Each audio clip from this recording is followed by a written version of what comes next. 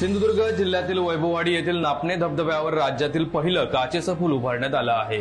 सिंधुरत्न योजनेतून हा पूल उभारण्यात आला असून तळकोकणात वर्षा पर्यटनासाठी येणाऱ्या पर्यटकांना हा पूल भुरळ घालत आहे।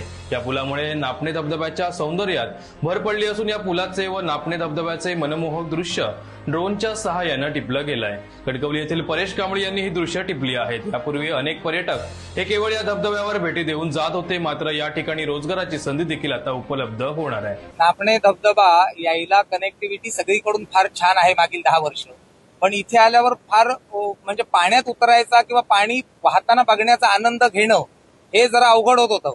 पण महाराष्ट्रातला पहिलाच आणि तो सुद्धा काचेचा पूल नापण्या धबधब्यावर झालेला ही सगळ्या तालुक्यासाठी फारच भूषणावह गोष्ट आहे।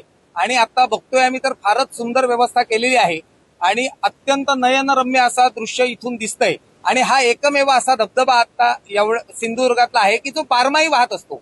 म्हणजे आता जो पाण्याचा फ्लो आहे त्याच्यापेक्षा थोडा कमी असेल, पण उन्हाळभर हे चित्र असंच असतं आणि हे फार दुर्मिळ आहे।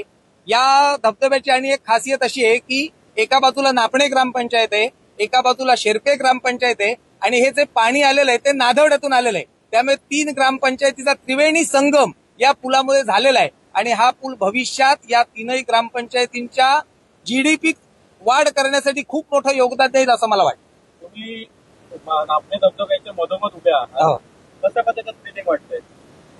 अरे पहिल्यांदा पाऊल ठेवताना जरासं घाबरलोच। फक्त आम्ही आतापर्यंत रील मध्ये किंवा चीन मधला किंवा रशियातले असे ब्रिज बघत होतो की लोक जाताना कसे घाबरतात हे बघत होतो, पण आज ते फील केलं 2 मिनिटांसाठी जरा, आणि ते वाटायला जावं।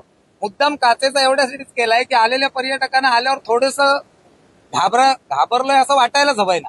त्यामुळे अत्यंत सुंदर असं बांधकाम झालेलं आहे, रंगरंगोटी छान आहे आणि मला नक्की असं वाटतं की आता ह्याच्या आधी येणारे पर्यटक वरूनच जरासं बघून जात होते, पण आता तिथे थांबतील आणि रोजगाराची संधी नक्की वाढेल। आपलं नाव कसं? महेश गोखले।